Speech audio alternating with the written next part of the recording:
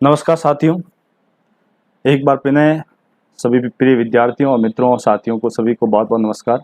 देखिए साथियों, अपन बात करते हैं कि हम पढ़ रहे हैं समकालीन विश्व राजनीति। क्या पढ़ रहे हैं? समकालीन विश्व राजनीति पढ़ रहे हैं। और समकालीन विश्व राजनीति के अंदर अपन बात करते हैं तो हमारा जो सेकंड चैप्टर है, दो ध्रुवीयता का अंत। और इसमें हमारी दो क्लास हो चुकी है। हमारी फर्स्ट क्लास हो चुकी है जिसमें हमने थोड़ी बहुत जानकारी ली थी हमारे दो ध्रुवीयता के बारे में हम बात करें तो हमने शुरुआत में बात करी थी कि दो ध्रुवीयता अंत कैसे इसकी शुरुआत का पड़ा था। उसके बाद हमने बात करी थी सोवियत प्रणाली क्या थी, सोवियत प्रणाली क्या थी। इसके अलावा सोवियत प्रणाली की आगे हमने बात करी थी कि गोर्बाचोव और सोवियत संघ का विघटन कैसे हुआ। इससे संबंधित हम मुद्दे पर बात करी थी जो हमारा सेकेंड क्लास हुई थी उसके अंदर। और इसके साथ साथ हमारी बात करी थी कि हमारे सोवियत संघ का विघटन कैसे क्यों हुआ, सोवियत संघ का विघटन क्यों हुआ, इस मुद्दे पर भी हम बात कर चुके हैं। जो हमारी सेकंड क्लास थी उसके अंदर हम बहुत ही विस्तार रूप से समझ चुके हैं। और आज हम जो समझने वाले हैं आगे इस टॉपिक पर, हम थोड़े से पहले हमारे जो सोवियत संघ के विघटन का जो घटनाक्रम हुआ है उन मुद्दों पर थोड़ा एक फैक्चुअल सवाल सीधे सीधे पूछे जाते हैं। तो आपसे सवाल पूछे जा सकते हैं, इसलिए अपन थोड़ा सा इन फैक्चुअल सवालों पर कैसे सवाल बन सकते हैं, कैसे इन पर सवाल पुटअप हो सकते हैं, इनको कैसे याद किया जा सकता है, इन पर तमाम बिंदुओं पर हम थोड़ी सी चर्चा कर लेते हैं और उसी बाद आगे बढ़ते हैं। देखिए प्रिय विद्यार्थियों, जैसे कि हमारे आज वर्तमान में हमारी जो माध्यमिक शिक्षा बोर्ड है या हमारी वर्तमान में अपन बात करें कंपटीशन एग्जाम होते हैं उसके अंदर भी सीधे सीधे फैक्चुअल सवाल पूछे जाते हैं, फैक्चुअल। और एक एक नंबर के सवाल माध्यमिक शिक्षा बोर्ड के अंदर भी आने लग गए हैं। और ये सवाल कैसे पूछे जाएंगे, ये पूछे जा सकते हैं। तो सबसे पहले तो अपन थोड़ा सा प्रकाश डाल देते हैं कि यहाँ पर देखिए मिखाइल गोर्बाचोव के इनके बारे में लेकर भी हमारे सवाल सीधे बन सकते हैं, क्योंकि एक बहुत ही सोवियत संघ के जो विघटन में बात करें तो इस नेता की महत्वपूर्ण भूमिका रही है। ठीक है, तो जहां रखना मिखाइल गोर्बाचोव जन्म 1931, सोवियत संघ के अंतिम राष्ट्रपति बने। ध्यान रखना सोवियत, यहाँ पर प्रिय विद्यार्थी यहाँ लिखा हुआ देखिए, यहाँ लिखा हुआ है सोवियत संघ कि यहाँ पर सोवियत संघ के अंतिम राष्ट्रपति। क्या लिखा हुआ प्रिय विद्यार्थियों? सोवियत संघ के अंतिम राष्ट्रपति। इसके बाद कोई भी राष्ट्रपति नहीं बने। तो ध्यान रखना सोवियत संघ, क्योंकि इसका विघटन हो चुका है, उसके बाद रूस आ चुका है। तो आपसे पूछा जा सकता है कि सोवियत संघ के अंतिम राष्ट्रपति कौन थे। तो ध्यान रखना मिखाइल गोर्बाचोव, सीधा सीधा सवाल यहाँ से पूछा जा सकता है। और ये देखिए यहाँ पर अगला सवाल इनसे ही जुड़ा हुआ हमारा सवाल पूछा जा सकता है। और वो सवाल क्या पूछा जा सकता है? देखिए अगला जो सवाल है वो ये पूछा जा सकता है, ये कब से कब तक बने थे? 1985 से 1991 तक ये हमारे भारत के सोवियत संघ रूस के राष्ट्रपति बने थे। सोवियत संघ के राष्ट्रपति बने थे 1985 से 1991 तक रहे हैं। और इन्होंने पेरेस्ट्राइका यानी पुनर्रचना और ग्लानोस्त ये खुलेपन, ये दो महत्वपूर्ण सिद्धांत हैं और इन्होंने दिए थे।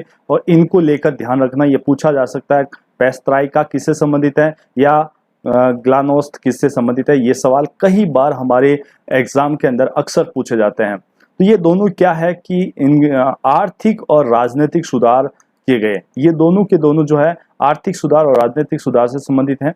और इसके बारे में आगे बात करेंगे अपन बाकायदा विस्तार से।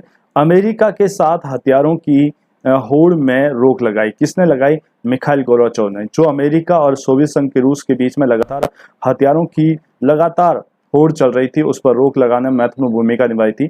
इसके अलावा अफगानिस्तान और पूर्वी यूरोप में सोवियत सेना वापस बुलाई गई, पूर्वी सेना वापस बुलाई गई थी।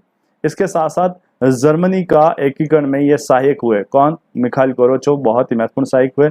और शीत युद्ध को समाप्त किया, क्योंकि जैसे ही इनके कार्यकाल में ही सोवियत संघ रूस का विघटन हो गया था। सोवियत संघ रूस का विघटन होने के कारण इसी के साथ शीत युद्ध की समाप्ति हो गई थी।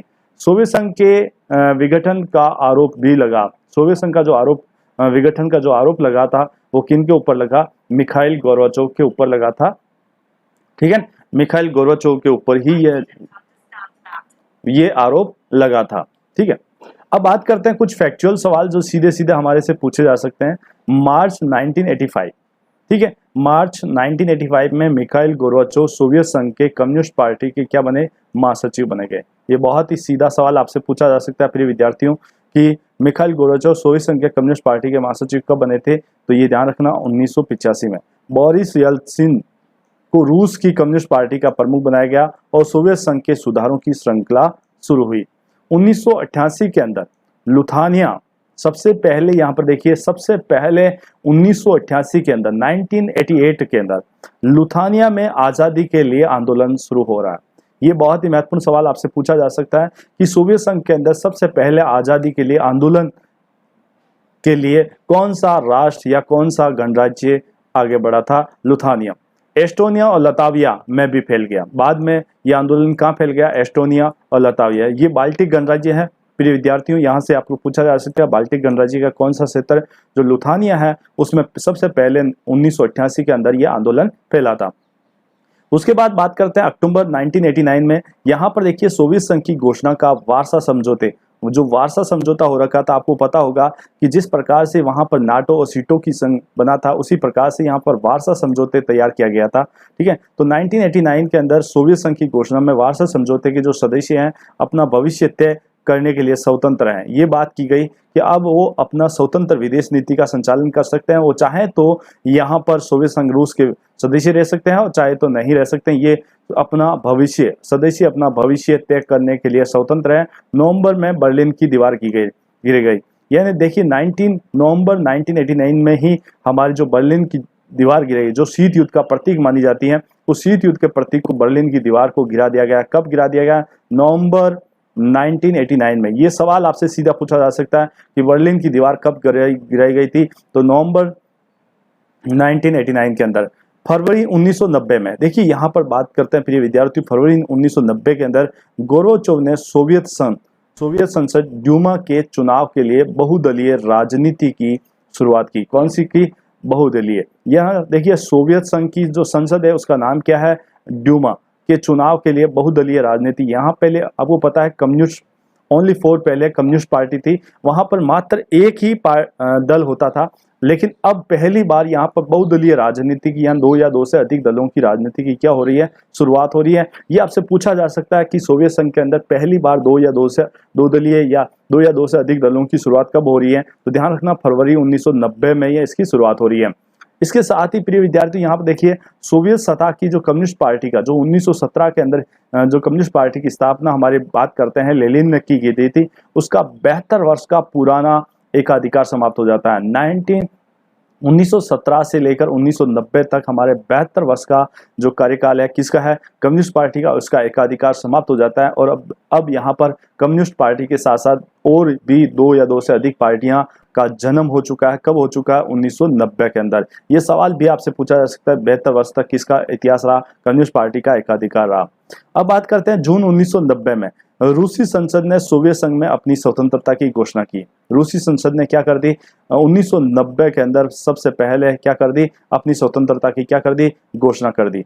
मार्च 1990 में लुथानिया स्वतंत्रता की घोषणा करने वाला पहला सोवियत गणराज्य बना। वेरी इंपॉर्टेंट सवाल। देखिए यहाँ पर अपन ने बात की थी लुथानिया ही आजादी के आंदोलन करने के लिए शुरू करने वाला पहला वहां पर गणराज्य है। और इसी के साथ ही प्रिय विद्यार्थियों देखिए लुथानिया ही मार्च 1990 में पहला स्वतंत्रता की घोषणा करने वाला सोवियत संघ का पहला गणराज्य बना। Very important. जब पहला और अंतिम जो चीज होती है वो हमेशा अक्सर सवाल बोर्ड का एग्जामिनर होता है, वो सवाल अक्सर इस सवाल का प्रत्युत्तर पूछा जाता है। तो याद रखना लुथानिया एक पहला गणराज्य है जहां पर सोवियत गणराज्य जिसने स्वतंत्रता की घोषणा की थी। जून 1991 में येल्तसिन का कम्युनिस्ट पार्टी से इस्तीफा, येल्तसिन ने कम्युनिस्ट पार्टी से इस्तीफा दे दिया गया और वो रूस के राष्ट्रपति बने। गोर्बाचोव के बाद जो राष्ट्रपति बनने वाले जो व्यक्ति हैं वो कौन है? येल्तसिन। ध्यान रखना ये सवाल आपसे पूछा जा सकता है कि गोर्बाचोव के बाद हमारे सोवियत संघ या रूस की राष्ट्रपति कौन बने थे? रूस के राष्ट्रपति कौन बने थे? तो ये ध्यान रखना येल्तसिन, क्योंकि येल्तसिन के नेतृत्व में ही रूस के अंदर क्या हुआ था? आंदोलन शुरू हुआ था और इन्होंने अपना नेतृत्व प्राप्त किया था। और इसी के साथ ये रूस के पहले राष्ट्रपति बन रहे हैं। रूस के पहले, क्योंकि इससे पहले जो राष्ट्रपति थे वो सोवियत संघ के राष्ट्रपति थे और रूस के राष्ट्रपति बनने वाले पहले आदमी कौन है? येल्तसिन। अगस्त 1991 के अंदर 1991 के अंदर कम्युनिस्ट पार्टी के ग्रमपंथियों ने गोर्बाचोव के खिलाफ एक असफल तख्तापलट किया। कब किया? 1991 के अंदर। ठीक है प्रिय विद्यार्थियों, इसी के साथ सितंबर 1991 में एस्टोनिया, लताविया और लुथानिया तीनों जो बाल्टिक गणराज्य हैं, तीनों के तीनों जो बाल्टिक गणराज्य हैं वो संयुक्त राष्ट्र संघ के क्या बने? सदस्य बने। ये बहुत ही महत्वपूर्ण है सवाल कि संयुक्त राष्ट्र संघ के तीन जो बाल्टिक गणराज्य हैं वो कौन से बने थे? तो ये आपसे सवाल पूछा जा सकता है, तीनों बाल्टिक गणराज्य कौन से बने थे? राष्ट्रसंघ के सदस्य बने, मार्च 2004 में उत्तर अटलांटिक संधि संगठन के शामिल हो गए, ठीक है। ये नाटो के भी सदस्य बन गए, ठीक है। इसके साथ ही दिसंबर 1991 के अंदर देखिए प्रिय विद्यार्थियों, रूस और बेलारूस, ये बहुत ही महत्वपूर्ण है। यहाँ पे देखिए सोवियत संघ के सबसे बड़े गणराज्य, सोवियत संघ के सबसे बड़े गणराज्य हैं, एक तो रूस है प्रिय विद्यार्थियों, और दूसरा हमारा बेलारूस है, और तीसरा हमारा यूक्रेन है। और ये कब आ रहे हैं देखिए प्रिय विद्यार्थियों, दिसंबर 1991 के अंदर आ रहे हैं, ठीक है। और ये 1922 के अंदर सोवियत संघ के निर्माण के संबंध में संधि को समाप्त करने का फैसला किया गया और स्वतंत्र राष्ट्रों का राष्ट्रकुल बनाया गया, एक नया राष्ट्रकुल बनाया गया। और इसमें क्या हुआ, अर्मानिया, अजरबैजान, मालदोवा, कजाकिस्तान और किर्गिस्तान और ताजिकिस्तान और तुर्कमेनिस्तान और उज्बेकिस्तान राष्ट्रकुल में शामिल हुए। ये बहुत ही महत्वपूर्ण सवाल आपसे पूछा जा सकता है, इनमें से कौन कौन से राष्ट्र जो सोवियत संघ है, उस सोवियत संघ के कौन कौन से ऐसे राष्ट्रकुल के सदस्य बनाए गए थे? तो ध्यान रखना, Armenia, Azerbaijan, Moldova, Kazakhstan, Kyrgyzstan, Tajikistan और तुर्कमेनिस्तान और उज्बेकिस्तान, ये हमारे सदस्य बने। जॉर्जिया 1993 में राष्ट्रकुल का सदस्य बना और संयुक्त राष्ट्र संघ में सोवियत संघ की सीट रूस को मिली। ये बहुत ही महत्वपूर्ण है। यहाँ पर देखिए, यहाँ पर एक बहुत ही महत्वपूर्ण सवाल एक पूछा जा सकता है कि यह सवाल पूछा जा सकता है कि सोवियत संघ का उत्तराधिकारी कौन सा देश बना? तो संयुक्त राष्ट्र, यहाँ पर देखिए जो हमारे सोवियत संघ का जो उत्तराधिकारी जो देश बना था वो रूस बना था, और रूस ने ही सारे के सारे जो संधि या समझौते जो भी प्राप्त होने वाले थे वो सारे के सारे रूस को, यानी सोवियत संघ ने, जैसे माने सोवियत संघ हमारी संयुक्त राष्ट्र संघ का स्थायी सदस्यता था, तो उसकी जो सदस्यता की जो सीट प्राप्त हुई थी वो रूस को प्राप्त हुई थी। जो हमारे सोवियत संघ ने जो परमाणु परीक्षण किए थे वो परमाणु परीक्षण किसको प्राप्त हुए? रूस को प्राप्त हुए थे। इसके अलावा सोवियत संघ ने जितने भी हमारे अंतर्राष्ट्रीय स्तर पर जितने भी जो संधियां की थी, करार किए थे, वो किसको प्राप्त हुए थे? रूस को प्राप्त हुए। ये सारा का सारा क्योंकि एक उत्तराधिकारी के रूप में ये भूमिका निभा रहा है। जैसे एक पिता होता है, उसका उत्तराधिकारी एक बेटा होता है, उसी प्रकार से हमारे सोवियत संघ का जो उत्तराधिकारी की भूमिका है वो कौन निभा रहा है? रूस। यहाँ पर आपको सवाल पूछा जा सकता है कि हमारे सोवियत संघ का उत्तराधिकारी कौन है? तो ध्यान रखना, रूस है, और रूस में ही सारी की सारी संधियां और समझौतों को निभाने का दायित्व सौंपा गया था। अब प्रिय विद्यार्थियों देखिए, 25 दिसंबर 1991 में गोर्बाचोव ने सोवियत संघ के राष्ट्रपति पद से इस्तीफा दे दिया गया। और इसी के साथ यहीं से हमारा क्या हो रहा है प्रिय विद्यार्थियों, यहीं से हमारा 25 दिसंबर 1991 के बाद यहीं से हमारे सोवियत संघ का अंत माना जाता है। तो गोर्बाचोव ने सोवियत संघ के राष्ट्रपति पद से इस्तीफा दिया और सोवियत संघ के का अंत माना जाता है। तो उम्मीद है कि प्रिय विद्यार्थी यहाँ से करीब कम से कम एक या दो सवाल अवश्य ही आपके सामने आएंगे, और मुझे उम्मीद है कि आप उन सवालों को बहुत अच्छी तरह से प्रत्युत्तर देने में सक्षम होंगे। अब प्रिय विद्यार्थियों, यहाँ पर जो सवाल बनने वाले थे, जो फैक्चुअल सवाल थे या सीधे सीधे सवाल थे, मैंने आपको बताया, इनको उम्मीद है कि आप इन सवालों को अच्छी तरह से समझने का प्रयास करेंगे, और जो सवालों को मैंने अंडरलाइन किया या मोस्ट इंपोर्टेंट कहा कैसे सवाल बन सकते हैं, उन पर आप फिर पूरा फोकस करने का प्रयास करेंगे। अब प्रिय विद्यार्थियों आगे बात करते हैं। देखिए विघटन की परिणतियां, उससे पहले हम पूरी तरह से अध्ययन कर चुके हैं, अब हम बात करेंगे विघटन की परिणतियां। देखिए सोवियत संघ को दूसरी दुनिया या अपन कह सकते हैं पूर्वी यूरोप की समाजवादी व्यवस्था के पतन के परिणाम स्वरूप विश्व राजनीति के लिहाज से गंभीर रहे। इस मोटे तौर पर हम तीन प्रकार के दूरगामी परिणाम हुए। बहुत ही महत्वपूर्ण सवाल है प्रिय विद्यार्थियों कि हमारे सोवियत संघ रूस के विघटन के बाद कौन से परिणाम सामने आए। तो यहाँ पर देखिए 3 परिणाम आपके सामने किए जा रहे हैं। 3 परिणाम बहुत ही महत्वपूर्ण है, ठीक है। और हर परिवर्तन के बहुत सारे प्रभाव हैं, उन सभी प्रभावों को हम सूचीबद्ध करना हम ज़्यादा नहीं समझेंगे, लेकिन हम एक एक जो 3 परिणाम है, बहुत मुख्य परिणाम आए थे हमारे सोवियत संघ के विघटन के बाद, अंतर्राष्ट्रीय पटल पर जो बदलाव आया था उन पर हम बात करने जा रहे हैं, ठीक है। उन पर हम बात कर रहे हैं कि अंतर्राष्ट्रीय स्तर पर क्या प्रभाव पड़ा था। देखिए प्रिय विद्यार्थियों, यहाँ पर देखिए अव्वल दूसरी दुनिया के पतन का एक परिणाम हुआ शीत युद्ध के दौर की संघर्ष की समाप्ति हुई। ये तो आपको सीधा सीधा सवाल है कि जब सोवियत संघ रूस का विघटन हो गया, उसी के साथ हमारे विश्व भर में जो शीत युद्ध का दौर चल रहा था उसकी समाप्ति हो गई, पहला। ठीक है। अब पहला इसके अंदर और भी है, अपन बात करेंगे। इसके अलावा समाजवादी प्रणाली और पूंजीवादी प्रणाली को पछाड़ पाएगी या नहीं, ये बहुत ही हमारे जो राजनीति विशेषज्ञ थे उनके अंदर हमेशा एक द्वंद या मुद्दा बना हुआ था कि कौन हमारी पूंजीवाद यहाँ बरकरार रहेगा या हमारा समाजवाद बरकरार रहेगा। ये हमेशा एक द्वंद चलता रहता था। क्या चलता रहता था? द्वंद चलता रहता था। उसका ये क्या हो गया? अंत हो गया प्रिय विद्यार्थियों। यहाँ पर अंत हो गया और यहाँ पर देखिए, यहाँ पर पूंजीवाद की विजय हो गई। इसके साथ पूंजीवाद की विजय हो गई, इसके साथ साथ अपन बात करते हैं तो यहाँ पर समाजवाद हार गया और पूंजीवाद विजय हो चुका है। तो समाजवाद और पूंजीवाद के बीच में जो द्वंद चल रहा था वो उसके बारे में बात की थी। तो पूंजीवादी और समाजवादी प्रणाली में पछाड़ पाएगी या नहीं, ये विचारधात्मक विवाद का जो अब कोई भी मुद्दा नहीं रहा। और शीत युद्ध की इस विवाद ने दोनों गुटों की सेनाओं को उलझाया था। इसी विवाद में क्या हुआ था? दोनों विश्व के दोनों देशों के बीच में क्या हुआ था प्रिय विद्यार्थियों, कि दोनों गुटों के बीच में उलझाया था। और हथियारों की जो तेज दौड़ होड़ शुरू की थी वो भी क्या हो गई? अब रुक गई। जो दोनों देश, दोनों जो महाशक्तियां थी, अमेरिका और सोवियत संघ, दोनों के दोनों हमारी लगातार वो क्या कर रहे थे? हमारी हथियारों की ओर कर रहे थे, परमाणु हथियार बना रहे थे, मिसाइल बना रहे थे, टैंक बना रहे थे, सैनिक हथियारों को साझो सामान कर रहे थे, ज्यादा से ज्यादा सैनिकों की भर्ती कर रहे थे, ज्यादा से ज्यादा जो हमारा जीडीपी का ज्यादा से ज्यादा जो उत्पादन का ज्यादा से ज्यादा उत्पादन वो है सेना पर खर्च किया जा रहा था, उसको क्या कर दिया गया प्रिय विद्यार्थियों? कम कर दिया गया। अब वो एक तरह से ऐसे लगा कि ठेर सा गया। किसके साथ? सोवियत संघ रूस के विघटन के साथ ही। तो हथियारों की तेज होड़ की थी, परमाणु हथियारों का जो संचय बढ़ावा दिया था वो विश्व के सैन्य गुटों में बांटा था।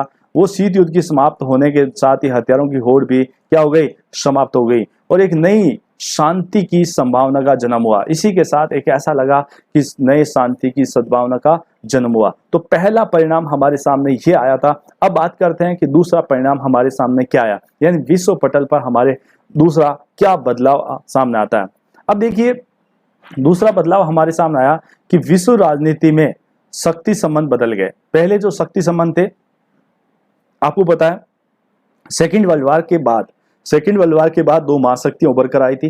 तो ये दोनों की दोनों महाशक्तियां अपने अपने संगठन में या अपन बात करते हैं अपने अपने गुटों के अंदर शामिल करने के लिए लगातार प्रयासरत थी। तो इस वजह से शक्ति संबंध दोनों में चरम पर पहुंचा हुआ था। शक्ति दोनों महाशक्तियां बराबर की टक्कर ले रही थी। एक पूंजीवाद की बात कर रही थी, एक समाजवाद की बात कर रही थी, एक अमेरिका था, एक सोवियत संघ था। इन दोनों के बीच में शक्ति संबंध है। इस कारणों से विचारों के और संस्थाओं का आपक्षिक प्रभाव में भी बदलाव आया। और क्या हुआ? शीत युद्ध के अंत के समय केवल दो संभावनाएं थी, या तो बची हुई महाशक्ति का दबदबा रहेगा या एक ध्रुवीय विश्व बनेगा। या तो क्या होगा? बची हुई जो महाशक्ति है उसका दबदबा रहेगा या एक ध्रुवीय विश्व बनेगा। फिर कई देश या देशों के अलग अलग समूह या अंतर्राष्ट्रीय व्यवस्था में महत्वपूर्ण मोहरे बनकर उभरेंगे। ये संभावना जताई जा रही थी कि जैसे ही सोवियत संघ रूस का विघटन होगा तो उसके साथ ये लगा कि या तो एक महाशक्ति उभर कर आएगी या जो महाशक्ति बची है उसका दबदबा बना रहेगा, या ऐसा होगा कि बहुत सारे हमारे अलग अलग समूह बनकर आएंगे, अंतर्राष्ट्रीय व्यवस्था पर बहुत सारे अलग अलग समूह बनकर उभरेंगे और वो हमारी शक्ति संतुलन स्थापित करने का प्रयास करेंगे। इस तरह से हमारा विश्व बहुध्रुवीय विश्व बनेगा। ये संभावना जताई जा रही थी जब हमारे सोवियत संघ रूस का विघटन हुआ था, जहां किसी एक देश का बोलबाला नहीं होगा। हुआ है कि अमेरिका अकेली महाशक्ति बन बैठा। जो सारी की सारी जो कयास लगाई जा रही थी, जो संभावनाएं लगाई जा रही थी, वो सारी संभावनाएं निराधार हुई और यहाँ पर अब अमेरिका ही अकेला महाशक्ति बन बैठा, यानी एक ध्रुवीय विश्व व्यवस्था का उदय हुआ। जैसे ही सोवियत संघ रूस का विघटन हुआ तो हमारी अब एक ध्रुवीय विश्व व्यवस्था का उदय हुआ। तो अमेरिका की ताकत और प्रतिष्ठा की सह पाने से अब पूंजीवादी अर्थव्यवस्था में अंतर्राष्ट्रीय स्तर पर प्रभुत्वशाली अर्थव्यवस्था बनी। अब इसी के साथ अपन बात करते हैं प्रिय विद्यार्थियों कि जैसे ही अमेरिका एकमात्र महाशक्ति बनी तो ज्यादातर जो देश थे अब अमेरिका की तरफ रुख करने लगे और ताकत और प्रतिष्ठा की सह पाने के लिए सारे के सारे जो देश थे वो पूंजीवादी अर्थव्यवस्था को अपनाने की प्रयास करने लगे। क्योंकि विश्व स्तर पर अपन बात करते हैं, विश्व स्तर पर पूंजीवादी अर्थव्यवस्था अंतर्राष्ट्रीय स्तर पर बहुत ही प्रभावशाली हो गई थी। इसके साथ साथ ही हमारे विश्व बैंक और इसके अलावा अंतर्राष्ट्रीय मुद्रा कोष जैसी बहुत सारी अन्य विभिन्न जो संस्थाएं थी, उन संस्थाओं के अंदर भी अमेरिका एक ताकतवर सलाहकार संस्था बनकर उभर गई। क्योंकि इन देशों में इन देशों को पूंजीवाद की ओर कदम बढ़ाने के लिए इन संस्थाओं ने कर्ज लिया था।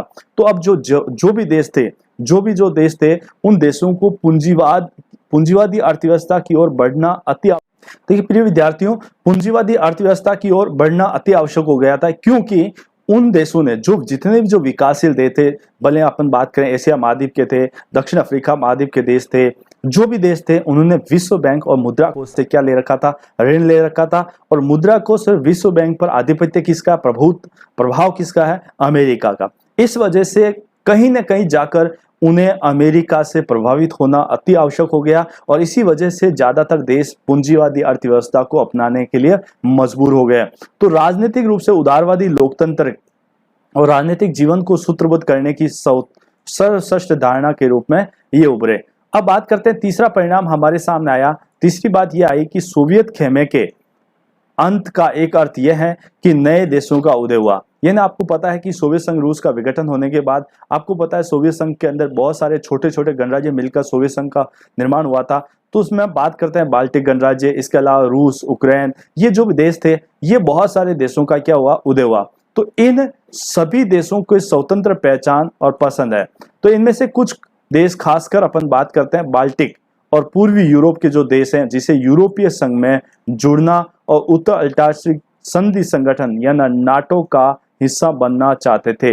यानी जो भी हमारे सोवियत संघ रूस से अलग हुए वो देश, जिसमें अपन बात कर सकते हैं पूर्वी यूरोप के देश, इसके अलावा ऐसे कुछ बाल्टिक गणराज्य थे, वो भी हमारे सोवियत संघ रूस से विघटन होने के बाद, सोवियत संघ से अलग होने के बाद, प्रिय विद्यार्थियों, सोवियत संघ से अलग होने के बाद वो किसके सदस्य बने, हमारे यूरोपीय संघ के सदस्य बने। और कुछ ऐसे देश थे जो नाटो के सदस्य भी बने और यूरोपीय संघ के भी सदस्य बने। इस प्रकार से हमारे विश्व पटल पर यह बदलाव देखने को मिला। तो मध्य एशियाई देश अपनी विशिष्ट भौगोलिक स्थिति का फायदा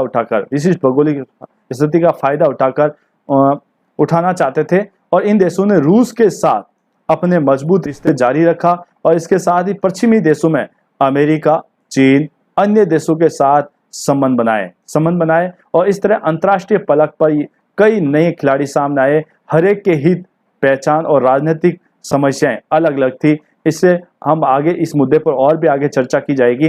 तो इस प्रकार से हमारे पूरे विश्व भर में यह बदलाव देखने को हमें मिला।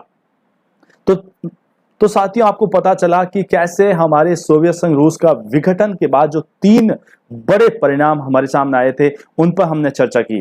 तो उम्मीद है कि ये तीनों परिणाम आपको बहुत अच्छी तरह से समझ में आ चुका है। यदि मान लिया जाए कि यहाँ पर 5 नंबर का ये सवाल बन जाता है कि सोवियत संघ के रूस के विघटन के बाद अंतर्राष्ट्रीय पटल पर क्या परिणाम नजर आए, तो इन तीनों परिणामों को बहुत अच्छी तरह से, पहला परिणाम, दूसरा परिणाम और तीसरा परिणाम बहुत ही अच्छी तरह से स्पष्ट करने का प्रयास करेंगे, जिससे आपको पूरे में से पूरे अंक प्राप्त होंगे, ये मुझे पूरी उम्मीद है। अब साथ ही यहाँ पर कुछ एक फैक्चुअल सवाल है सीधा, और वो फैक्चुअल सवाल किससे संबंधित जुड़ा हुआ है, बोरिस येल्त्सिन से संबंधित जुड़ा हुआ है। और ये आपको पता है कि रूस के नए राष्ट्रपति चुने जाते हैं, तो इनके बारे में जानना जरूरी है, क्योंकि सोवियत संघ रूस के विघटन के बाद पहले रूस के राष्ट्रपति बन रहे हैं और ये उत्तराधिकारी की भूमिका भी निभा रहे हैं। तो इन पर हमारे को इसको लेकर अक्सर हमारे 1 नंबर का अक्सर सवाल बन सकता है, इससे फैक्चुअल सवाल बन सकता है सीधा। तो इस पर बात करना है। देखिए, बोरिस येल्त्सिन रूस के पहले चुने हुए राष्ट्रपति है। ये जनता द्वारा चुने हुए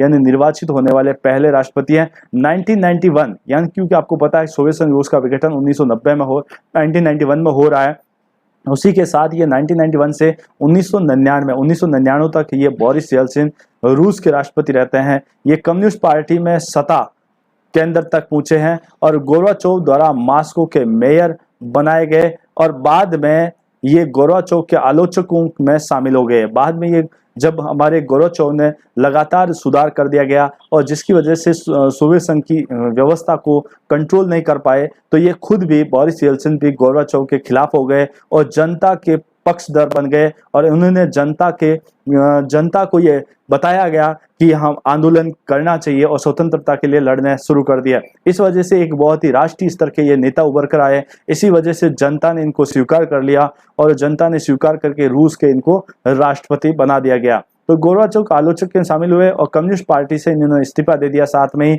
और 1991 में ये सोवियत के शासन के खिलाफ विरोध का नेतृत्व किया। इन्होंने विरोध किया क्योंकि ये सोवियत संघ के विरोध में खड़े हो गए थे और जनता को पूरी तरह से भड़का चुके थे और जनता को ये आंदोलन बता चुके थे कि स्वतंत्रता क्या होती है, हमें सोवियत संघ के अंदर हम अपने व्यक्तित्व का विकास नहीं कर सकते हैं। इसलिए पूरा का पूरा अपने पक्ष में इन्होंने जनमत अपने पक्ष में कर लिया था और आखिरकार सोवियत संघ के विघटन में केंद्रीय भूमिका निभाई थी और साम्यवाद में पूंजीवाद की ओर संक्रमण के लिए दौरान रूसी लोगों को हुए कष्ट के लिए जिम्मेदार ठहराया गया था। साम्यवाद से पूंजीवाद की संक्रमण के दौरान रूसी लोगों को हुए कष्ट के लिए भी इनको जिम्मेदार ठहराया गया था। कैसे? तो ये महत्वपूर्ण सवाल आपसे पूछे जा सकते हैं प्रिय विद्यार्थियों, तो ये बहुत ही महत्वपूर्ण सवाल आपसे याद रखना है। अब अपन बात करते हैं प्रिय विद्यार्थियों, यहाँ तक उम्मीद है कि आपको बहुत अच्छे से समझ में आया होगा। अब बात करते हैं साम्यवादी शासन के बाद शॉक थेरेपी। साम्यवादी शासन के बाद शॉक थेरेपी। देखिए, साम्यवादी शासन के बाद शॉक थेरेपी, पहली बात तो ये शॉक थेरेपी क्या है इस पर भी बात करेंगे। शॉक थेरेपी क्या है और साम्यवादी शासन में क्या है। देखिए, साम्यवाद के पतन के बाद पूर्व सोवियत संघ के गणराज्य एक सत्तावादी और समाजवादी व्यवस्था से लोकतांत्रिक पूंजीवादी व्यवस्था तक पहुंचे। यानी ज्यादातर जो राष्ट्र थे वो राष्ट्र पहले समाजवादी, अपन कह सकते हैं समाजवादी व्यवस्था से वो लोकतंत्र की ओर अग्रसर हुए। किसकी ओर हुए प्रिय विद्यार्थियों? लोकतंत्र की अग्रसर हुए, लोकतंत्र की ओर अग्रसर हुए। यहाँ पर मैं आपको एक चित्र के माध्यम से बताने का प्रयास कर रहा हूँ। देखिए, यहाँ पर कुछ चित्र मैं आपको माध्यम से बता रहा हूँ। देखिए, यहाँ पर आपको चित्र में पूर्वी मध्य यूरोप और इसके अलावा स्वतंत्र राज्यों का एक राष्ट्रकुल का मानचित्र आपको दिखाई दे रहा है। ठीक है प्रिय विद्यार्थियों, और यहाँ पर देखिए ये कुछ राज्य हैं, इनको नक्शे में आपको याद रखना है। जैसे रूसी संघ है, इसके अलावा बेलारूस कहाँ पर है, यूक्रेन कहाँ पर है, मालदोव कहाँ पर है, इसके अलावा रोमानिया कहाँ पर है, बुल्गारिया कहाँ पर है, इसके अलावा अपन बात करते हैं सर्बिया, मॉन्टेनेग्रो, क्रोएशिया, बोस्निया हर्जगोविना, इसके अलावा Kosovo, USSR 1244, Albania, Kazakhstan, Uzbekistan. ठीक है, ये राष्ट्रों के बारे में आपको विशेष रूप से ध्यान रखना है प्रिय विद्यार्थियों। किर्गिस्तान, ठीक है, ये आपको नक्शे में याद रखने की कोशिश करना है। यदि आपने नक्शा अच्छी तरह से देख लिया, इस नक्शे को अच्छी तरह से पढ़ लिया, तो शायद है कि आपके बहुत सारे सवाल भी अच्छी तरह से तैयार हो जाएंगे। बहुत सारे सवाल, इन पर जुड़ने वाले जो सवाल है सीधे सीधे, हो सकता है कि अपने राजनीति विज्ञान में इस बार हमारे नक्शा भी आ सकता है प्रिय विद्यार्थियों। तो हो सकता है आपको विश्व का नक्शा दे दिया और आपको ये कह दिया कि जॉर्जिया कहाँ पर है, तो आपको उसकी लोकेशन बतानी पड़ सकती है। हो सकता है आपको पूछ लिया कजाकिस्तान कहाँ पर है या रूसी संघ कहाँ पर है, तो ये भी पूछा जा सकता है आपसे। तो ये इनको आप पूरी तरह से तैयार रहे। अब बात करते हैं प्रिय विद्यार्थियों, अपन बात कर रहे थे हमारी शॉक थेरेपी का। तो यहाँ पर जब अपन बात करते हैं शॉक थेरेपी से तात्पर्य अपन बात कर रहे हैं कि जो हमारे सोवियत संघ के जो देश थे वो समाजवादी व्यवस्था से लोकतंत्र की ओर जो हमारा संक्रमण हुआ था, उन संक्रमण को ही देखिए तो कष्टबद्ध संक्रमण से होकर गुजरे और रूस, मध्य एशिया के गणराज्य, पूर्वी यूरोप के देशों में पूंजीवाद की ओर संक्रमण का एक खास मॉडल अपनाया गया। अब देखिए, समाजवादी मॉडल से वो पूंजीवादी मॉडल की ओर अपना रुख कर रहे हैं। तो विश्व बैंक और अंतर्राष्ट्रीय मुद्रा कोष द्वारा निर्देशित इस मॉडल को शॉक थेरेपी कहा गया था। ध्यान रखना, एक समाजवादी मॉडल के स्थान पर पूंजीवादी मॉडल अपनाया गया और पूंजीवाद की ओर संक्रमण का एक खास मॉडल अपनाया गया और वो विश्व बैंक और मुद्रा कोष द्वारा निर्देशित मॉडल को ही शॉक थेरेपी कहा जाता है।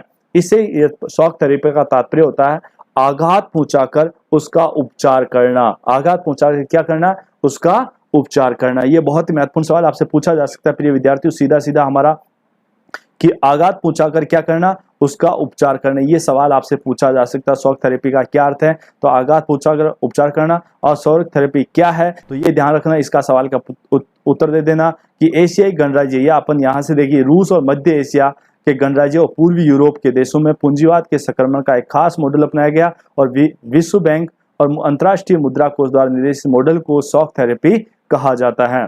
ठीक है प्रिय विद्यार्थियों, अब बात करते हैं प्रिय विद्यार्थियों, देखिए भूतपूर्व दूसरी दुनिया के देशों ने शॉक थेरेपी की गति और गहनता का अलग अलग रही, लेकिन इसकी दिशा और चरित्र पर बड़ी सीमा तक एक जैसे थे। तो हर देश में पूंजीवादी अर्थव्यवस्था की और पूरी तरह से मुड़ना, और इसका मतलब था कि सोवियत संघ के दौर की हर संरचना से पूरी तरह से निजात पाना, पूरी तरह से क्या पाना, निजात पाना। तो शॉक थेरेपी की सर्वोपरि मान्यता थी कि मिल्कियत का सबसे प्रभावी रूप है निजी स्वामित्व, यानी ज्यादा से ज्यादा हमारे निजीकरण की ओर बढ़ाया जा रहा था और लोकतंत्र की ओर बढ़ रहा, किसकी ओर बढ़ रहा था, पूंजीवाद की ओर बढ़ रहा था। इसके अंतर्गत राज्य की संपदा के निजीकरण और व्यावसायिक स्वामित्व के ढांचे को तुरंत अपनाने की बात शामिल थी और सामूहिक और फार्म को निजी फार्म में बदला गया और पूंजीवादी पद्धति में खेती शुरू हुई। अब धीरे धीरे हमारे जो साम्यवादी खेती थी, सामूहिक खेती होती थी, उस साम्यवादी खेती के स्थान पर जो सारे के सारे जो फार्म थे वो निजी क्षेत्र में बेच दिए गए और अब पूंजीवादी यानी अब जो खेती हो रही है वो निजी क्षेत्र की खेती हो रही है। इस संक्रमण से राज्य में नियंत्रित समाजवाद और पूंजीवाद के अतिरिक्त किसी भी वैकल्पिक व्यवस्था या तीसरे रूप को मंजूर नहीं किया गया था। कोई और तीसरा अल्टरनेटिव नहीं अपनाया गया था। साम्यवाद से पूंजीवाद की ओर धकेला गया था। अपन कह सकते हैं जो समाजवादी व्यवस्था या सामूहिक जो खेती होती थी अब निजी क्षेत्र में बेच दी गई, बड़े पैमाने पर निजी क्षेत्र में खरीदी गई थी। तो शॉक थेरेपी इन अर्थव्यवस्थाओं के बाहरी व्यवस्थाओं के प्रति रुझान बुनियादी तौर पर बदल गए। क्या बदल गए?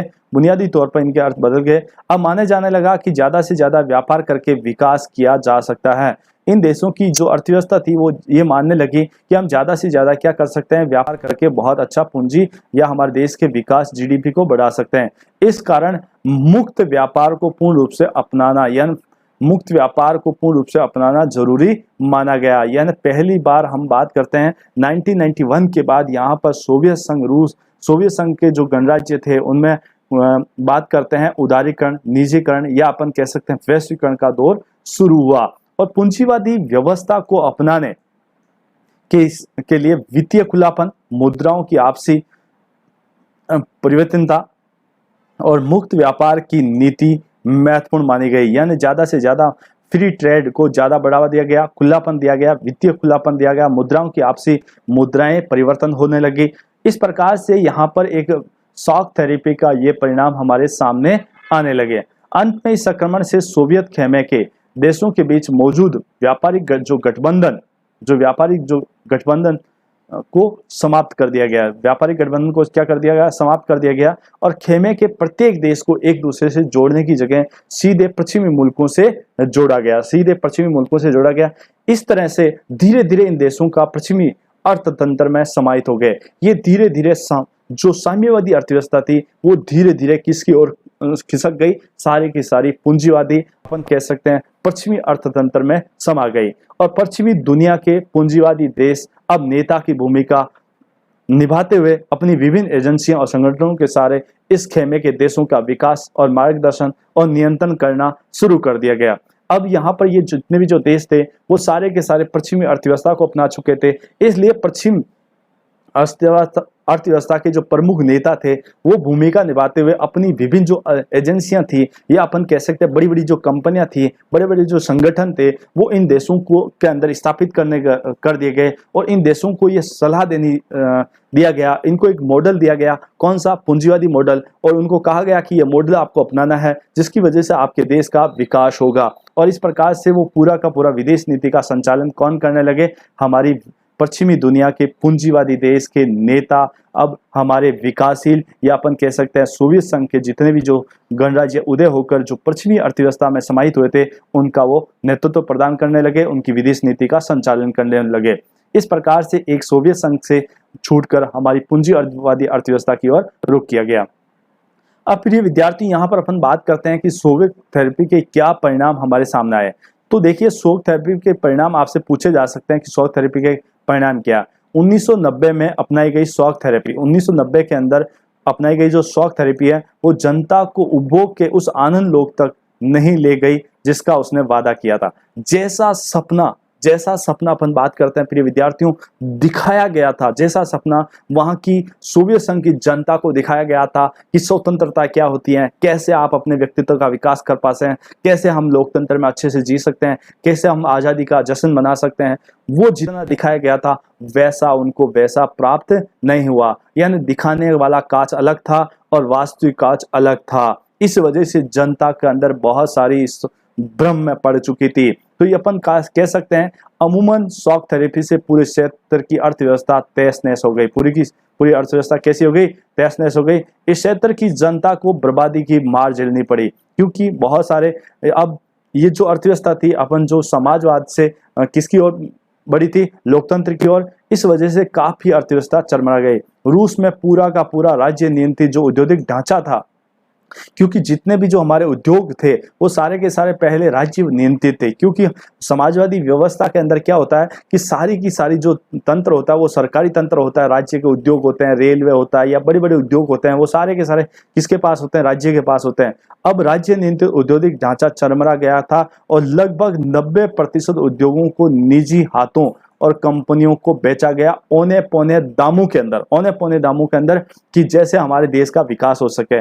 और बड़े बड़े जो लोग थे, अमीर जो लोग थे, जो पूंजीवादी थे, उन्होंने औने पौने दामों में बड़ी बड़ी कंपनियों को, बड़े बड़े उद्योगों के, सोवियत संघ के कोई कंपनियों को खरीद लिया गया औने पौने दामों, जिसकी वजह से सोवियत संघ की अर्थव्यवस्था पूरी तरह से चरमरा गई। पूरी व्यवस्था क्या हो गई? चरमरा गई थी। तो आर्थिक ढांचे का यह पुनर्निर्माण चूंकि सरकार द्वारा निर्देशित औद्योगिक नीति के बजाय बाजार की ताकतें कर रही थी, सारा का सारा जो पूरा नियंत्रण किया जा रहा था कि बाजार में जो उतार चढ़ाव आ रहा था वो पूरी की पूरी कौन कर रही थी? वो कंपनियां कर रही थी। वो बाजार में बाजार की जो ताकतें कर रही थी, अपन कैसे बड़ी इसलिए ये एकदम सभी उद्योगों का मटिया मेट करने वाला साबित हुआ। इसे इतिहास की सबसे बड़ी गैराज सेल के नाम से जाना जाता है। प्रिय विद्यार्थी, यहाँ पर इस सवाल का प्रत्युत्तर आपसे पूछा जा सकता है कि इतिहास की सबसे बड़ी गैराज सेल क्या है? तो इसे ध्यान रखना कि सोवियत संघ रूस के अंदर हमारी सबसे बड़ी जो सोवियत संघ के अंदर जो राज्य नियंत्रित उद्योग थे उनको औने पौने दामों में हमारे पूंजीवादी अर्थव्यवस्था में बेच दिया गया, जिसकी वजह से 90% उद्योगों को निजी हाथों में बेच दिया गया, जिसकी वजह से आर्थिक ढांचे का पुनर्निर्माण सरकार नहीं कर पाएगी, जिसकी वजह से सोवियत संघ का, रूस का जो ढांचा था वो पूरी तरह से चरमरा गया था और इसकी वजह से सभी उद्योगों को क्या हो गया था? मिटिया मेट हो गया था। इसी को इतिहास की सबसे बड़ी गैराज सेल के नाम से जाना जाता है। आपसे सीधा सीधा सवाल ये पूछा जा सकता है प्रिय विद्यार्थियों, ठीक है, नाम से जाना, क्योंकि महत्वपूर्ण उद्योगों की कीमत कम से कम आंकी गई थी, उन्हें औने पौने दामों में बेच दिया गया था। हालांकि महाबिक्री में भाग लेने के लिए सभी नागरिक को अधिकार पत्र दिया गया था। अब देखिए प्रिय विद्यार्थी, यहाँ पर ये बात हो रही है कि सभी नागरिकों को अधिकार पत्र दिए गए थे, लेकिन अधिकार पत्र तो सभी को दिया गया कि आप सभी लोग ये कंपनी खरीद सकते हैं, लेकिन कंपनी कौन खरीद सकता है?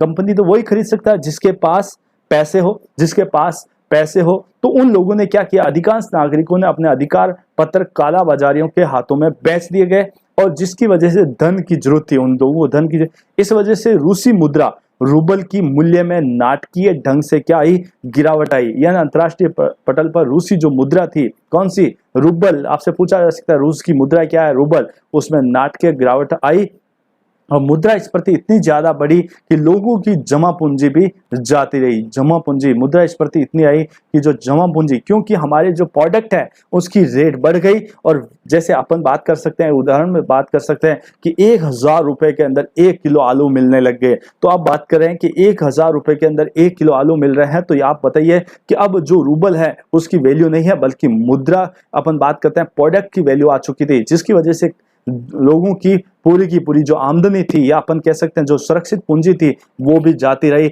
और लोग पूरी तरह से रोड पर आ चुके थे। उनके अंदर जो प्राथमिक आवश्यकताओं की वो भी पूर्ति नहीं कर पा रही थी। इसके अलावा सरकार भी अपनी प्राथमिक आवश्यकताओं की पूर्ति नहीं कर पा रही थी। इसके पूरा का पूरा रूस की अर्थव्यवस्था चरमरा गई थी। तो सामूहिक खेती समाप्त हो चुकी थी और लोगों में अब खाद्यान्न की सुरक्षा मौजूद नहीं है। रूस में खाद्यान्न का आयात करना शुरू किया क्योंकि खाद्यान्न की स्थिति भी बहुत चौपट हो चुकी थी। तो 1999 के अंदर वास्तविक सकल घरेलू उत्पाद 1999 की तुलना में कहीं नीचे गिर गया, बहुत ज्यादा नीचे गिर गया था और पुराना व्यापारिक ढांचा तो टूट ही चुका था, लेकिन इससे कोई वैकल्पिक व्यवस्था नहीं हो पाई। अब उसके पास कोई अल्टरनेटिव व्यवस्था नहीं थी, किसके पास? रूस के पास, जिसकी वजह से वहां के जो लोग थे वो सारे के सारे रूस को जो सपना दिखाया था, रूस के लोगों ने, जो हमारे रूस के जो नेता थे उन्होंने जो सपना दिखाया था, वो उन्हीं के खिलाफ वापस हो गए। तो समाज कल्याण की जो पुरानी व्यवस्था को क्रम से नष्ट किया गया और सरकारी रियायतों के खात्मे के कारण ज्यादातर लोग गरीब पड़ गए और मध्यम समाज के हाशिए पर आ गए और अकादमी और बौद्धिक कामों से जुड़े लोग और या तो बिखर गए या बाहर चले गए और कई देशों में एक माफिया वर्ग का क्या हुआ, जयराम पैसा लोगों का उभरा और अधिकतर आर्थिक गतिविधियों को अपने नियंत्रित में ले लिया गया। ज्यादातर ने क्या ले लिया, अपने नियंत्रित में ले लिया गया, नियंत्रित में ले गया और निजीकरण की नई विषमताओं को जन्म दिया गया और पूर्व सोवियत संघ में शामिल रहे। गणराज्यों में अपन बात करते हैं, खासकर रूस में अमीर और गरीब लोगों के बीच तीखा विभाजन हो गया, तीखा विभाजन हो गया।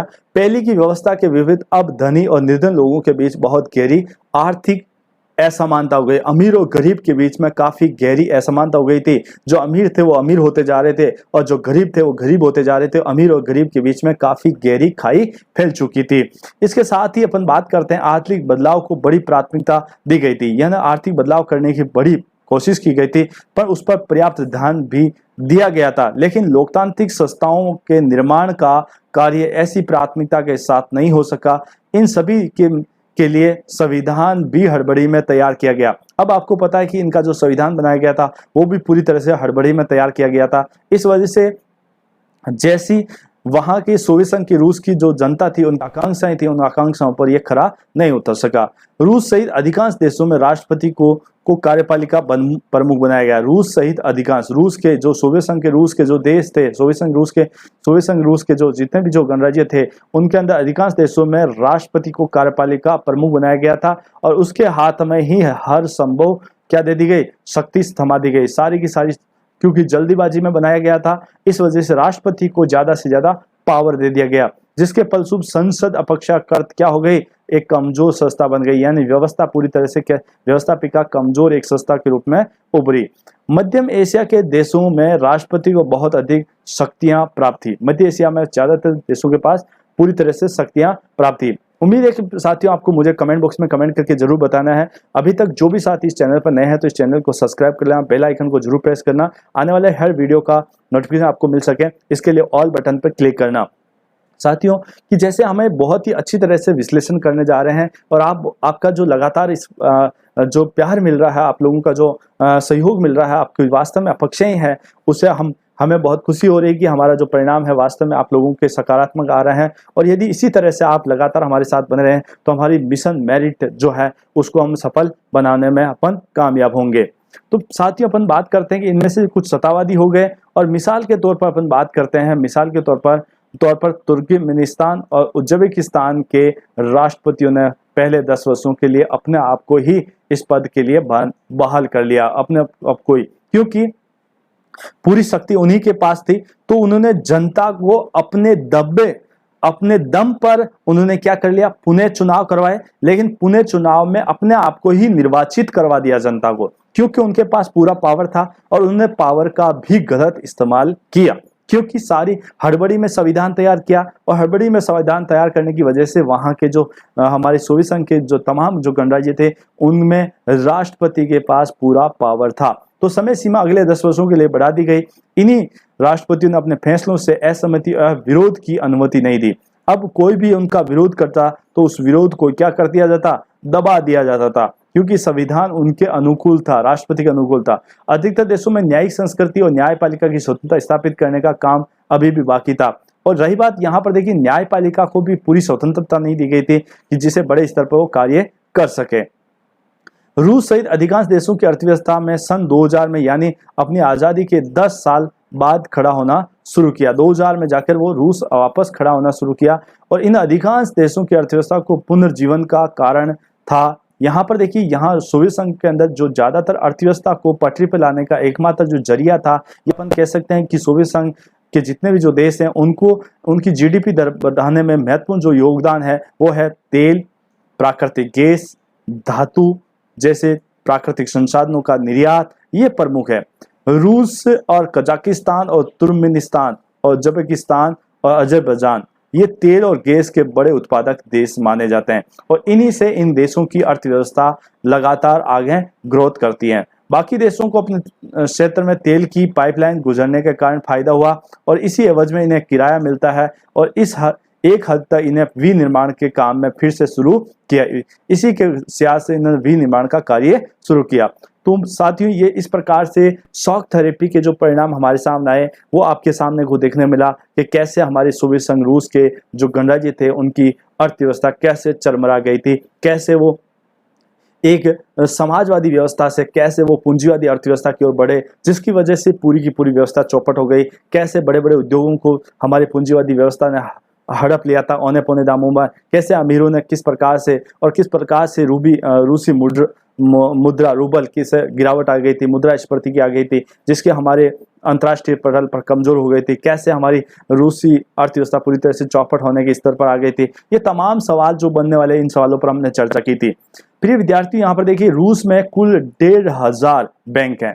कुल कितने? 1500 बैंक है और अन्य वित्तीय संस्थान भी हैं, जिनमें से लगभग आधे शॉक थेरेपी के परिणाम स्वरूप क्या हो गए? दिवालिया हो गए। अब जब शॉक थेरेपी के कारण क्या हुए? ज्यादातर ये क्या हुए? परिणाम स्वरूप दिवालिया हो गए। और ये चित्र इस ऐसे हैं कि एक बैंक के इनकम का है और रूस के दूसरे सबसे बड़े बैंक इनकम के दिवालिया होने से ग्राहकों के अलावा 10,000 कंपनियां और शेयरधारकों की जो जमा पूंजी थी वो पूरी तरह से डूब गई। यानी इस जो बैंक है इनकम, इसके अंदर ये सोवियत संघ का सबसे बड़ा बैंक था और इसने अपने आप को दिवालिया घोषित कर दिया और इससे वहां के नागरिकों की जो जमा पूंजी थी वो चली गई। इसके साथ साथ अपन बात करें बड़ी बड़ी जो कंपनियां थी वो चली गई और इसके अलावा स्टॉक मार्केट के अंदर बहुत सारे शेयर बाजार थे वो भी सारे के सारे डूब गए।